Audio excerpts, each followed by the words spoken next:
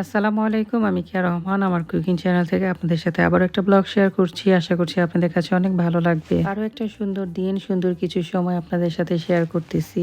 তো কিছুদিন আগে চলে গেছিলাম একটা মার্কেটে, সেখানে কিছু কেনাকাটা করার জন্য। আর বাচ্চাদের ড্রেস দেখলে তো আসলে চোখটা সেখানে আটকায় যায়। আর এখানে কি সুন্দর সুন্দর ড্রেস ছিল। আমি আসলে মূলত মার্কেটে গেছিলাম আমার ছোট মেয়ের ফ্রেন্ডের বার্থডে, তার জন্য আসলে একটা গিফট কেনার জন্য। কয়েকটা ড্রেস দেখার পরে এই যে এই স্কার্টটা আসলে আমার অনেক ভালো লাগলো, তারপরে এটাই আসলে নিয়ে নিলাম। সবগুলো ড্রেসই আসলে অনেক সুন্দর ছিল, তবে স্কার্টটা আসলে কয়েকটা শেডে ছিল, তো এর জন্য বেশি সুন্দর লাগতেছিল। কেনাকাটা শেষ করে সুপার মার্কেটে চলে গেছিলাম কিছু প্রয়োজনীয় জিনিস কেনাকাটা করার জন্য।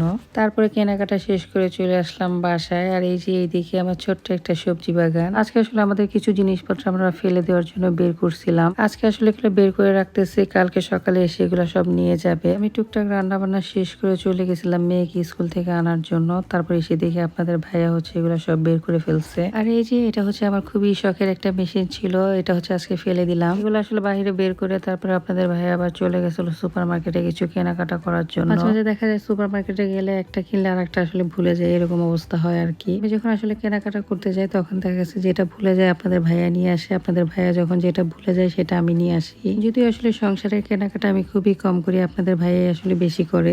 যাই হোক, রান্না বান্না শেষ করছিলাম, এখন হচ্ছে শান্তি তারকে খেয়ে নিতেছি। এটা ছিল হচ্ছে আমার গাছের একেবারে ফ্রেশ কলমি শাক। আর এই বছর হচ্ছে আমি প্রথমবারই লাগাইছি। বছর আসলে বললে ভুল হবে, আমার জীবনের প্রথম আসলে আমি কমলি শাক লাগাইছি। সবকিছু মিলে আলহামদুলিল্লাহ খুবই সুন্দর একটা সময় ছিল আজকের দিনটা। আর এখন যে ভিডিওটুকু দেখবেন সেটা হচ্ছে মেয়ের বান্ধবীর যেদিন জন্মদিন ছিল সেই দিনেরই কিছু ভিডিও শেয়ার করতেছি আপনাদের সাথে। যেহেতু ভাবিদের বাসায় আসলে বিকেলে দাওয়াত ছিল আমাদের, আর আপনাদের ভাইও ছিল ডিউটিতে, তো সে তারা আসলে ডিউটি শেষ করে তারপরে বাসায় এসে ফ্রেশ হয়ে তারপর আমাদের সাথে আসলে এই প্রোগ্রামে যোগ দিয়েছিল।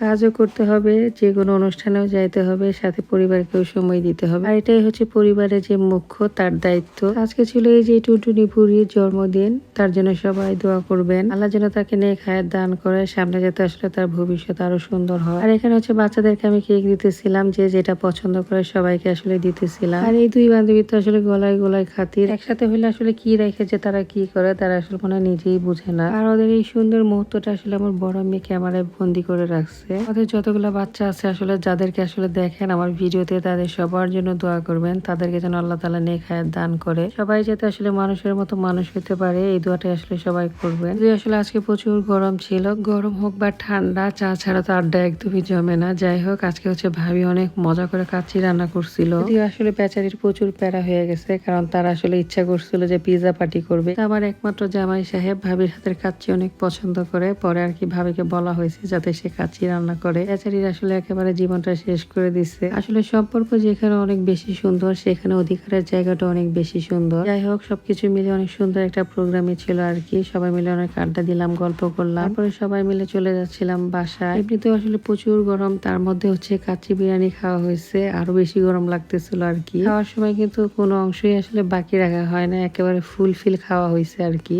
কথায় আসলে যেটাকে বলা হয় ভরপেট আর কি খাওয়া হয়েছে, যার জন্য দেখা গেছে এত পরিমাণে গরম লাগতেছিল। দেখা গেছে রাতের বেলা যেহেতু আমি একদমই কম খাবার খাই, আজকে আসলে বেশি পরিমাণে খেয়ে ফেলছি, আমার খুবই খারাপ লাগতেছিল, খুবই অস্থির লাগতেছিল। পরে আপনাদের ভাইয়া বললো চলো বাইরে যাই, কিছুক্ষণ ঘোরাঘুরি করে আসি, হেঁটে আসি, দেখবে তোমার অনেকটা ভালো লাগবে। যেহেতু রাতের বেলা আসলে দেখা যায় খুব বেশি একটা মানুষ থাকে না, ঘোরাঘুরি করতে ভালোই লাগে। তারপরে হাঁটাহাঁটি করে মেয়েকে নিয়ে একটু পার্কে চলে গেছিলাম, একটু খেলাধুলা করলো মেয়ে। তবে সবচেয়ে মজার ব্যাপার হয়েছে, আমার মেয়েকে নিয়ে যখন বাসায় আসতেছিলাম সে প্রচুর কান্না করতেছিল। এই কান্নার কারণ হচ্ছে রাতের বেলা কেন কোনো দোকান খোলা নাই, সে কেন চিপস কিনতে পারতেছে না। দেখা গেছে রাতে যখনই আসলে বাইরে একটু হাঁটাহাঁটি করার জন্য বের হই, তখনই আসলে তার এই বাইনাই থাকে, আর তার কান্না তো থাকে এর সাথে ফ্রি। যখন আসলে বাইরে খেলাধুলা করে পার্কে থাকে ততক্ষণ আসলে ভালোই থাকে, কিন্তু যখনই আসলে আশেপাশে দোকানের দিকে তাকা, সে এমন ভাবে আসলে কান্না করে, দেখে আসলে মনে হয় তাকে আসলে কেউ না কেউ মারছে। আসলে এই যে ছোট ছোট ভিডিও গুলা করে রাখার তারও একটা কারণ আছে, তারা যখন বড় হবে আর তাদের এই সুন্দর সুন্দর দৃশ্যগুলা দেখবে, আর মনে মনে ভাববে আসলে বাবা মাকে কি পরিমাণ বিরক্ত তারা আসলে করতো। যদি আসলে তার বিরক্তির 10%-এর 1% আসলে আপনাদের সাথে শেয়ার করলাম। যাই হোক, সবকিছু মিলিয়ে আল্লাহ তাআলা খুবই সুন্দর একটা সময় কাটানোর তৌফিক দিছে।